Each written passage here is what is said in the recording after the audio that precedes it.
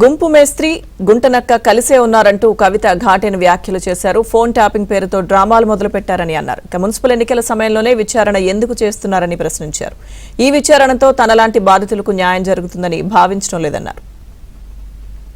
ప్రయత్నం నచ్చితే బీసీ మేధావులు, నాయకులు, ప్రజలు కలిసి రావాలని నేను కోరుతా ఉన్నాను. కేంద్ర ప్రభుత్వం రేపు చేపట్టబోయేటటువంటి కులగణనలో ఏదైతే కులాల పట్టిక ఉంటుందో ఒక్కొక్క రాష్ట్రంలో ఒక్కొక్క పేరుతో పిలుస్తారు. ఇంకా ఏంటంటే బీసీల సంఖ్య చాలా ఎక్కువ ఉంటుంది. బీసీల ఒక్క కులంలో ఉదాహరణకు పద్మశాలి కులం ఉంటే అందులో చాలా ఉపకులాలు ఉంటాయి.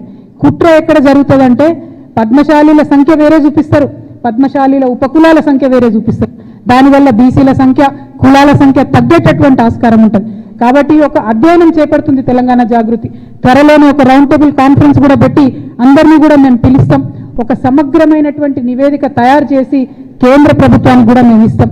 రేపు కేంద్ర ప్రభుత్వం మన రాష్ట్రానికి వచ్చి ఇంటింటికి తిరిగి కులగన్న చేసేటటువంటి సందర్భంలో బీసీల సంఖ్య సరిగ్గా రావాలన్నా, అగ్రవర్ణాల్లో ఉన్నటువంటి అనేక ఉపకులాల సంఖ్యలు సరిగ్గా రావాలన్నా, ఎస్సీలలో ఉన్నటువంటి అనేక ఉపకులాల సంఖ్య సరిగ్గా రావాలన్నా, ఎస్టీ ఆదివాసీ తెగలల్లో ముఖ్యంగా ఇప్పటికీ సర్టిఫికెట్ రానటువంటి ఎన్నో తెగలు ఉన్నాయి, వాళ్ళ సర్టిఫికెట్లు, వాళ్ళ కులాల పేర్లు సరిగ్గా రావాలన్నా, బీసీలలో ఉండే సంచార జాతుల యొక్క కులాల సర్టిఫికెట్లు పేర్లు కరెక్ట్గా రావాలన్నా ఇప్పటి నుండే మనం అధ్యయనం చేయాలి.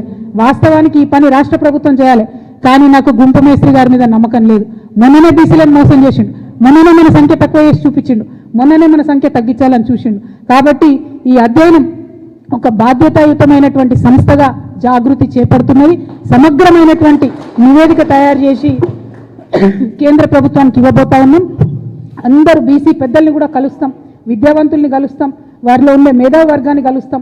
ఏ కులంలో ఏ ఉపకులాలు ఉన్నాయో ఆ పట్టిక ఏందో తీసుకుంటాం, ఏ ఏ పేర్లతో ఉన్నాయో తీసుకుంటాం. దీనికోసం మా వంతుగా ప్రయత్నం చేస్తాం.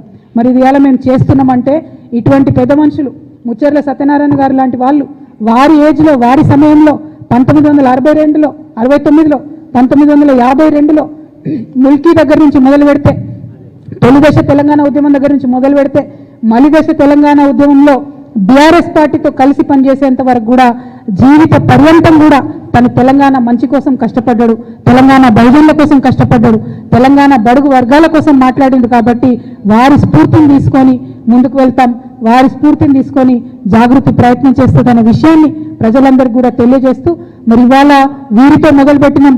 ఇంకా ఎవరైతే మన తెలంగాణ మూమెంట్లో అన్సంగ్ హీరోస్ ఉంటారో వాళ్ళందరి జీవితాలను కూడా, వారి చరిత్రలను కూడా నిక్షిప్తం చేసే ప్రయత్నం చేస్తామని తెలియజేస్తూ మీ అందరి దగ్గర కూడా నేను సెలవు తీసుకుంటా ఉన్నాను.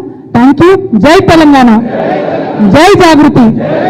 కొనసాగిస్తాం అమరవీరుల ఆశయాలను, కొనసాగిస్తాం అమరవీరుల ఆశయాలను, కొనసాగిస్తాం ముచ్చర్ల సత్యనారాయణ గారి ఆశయాలను, కొనసాగిస్తాం ప్రొఫెసర్ జయశంకర్ గారి ఆశయాలను.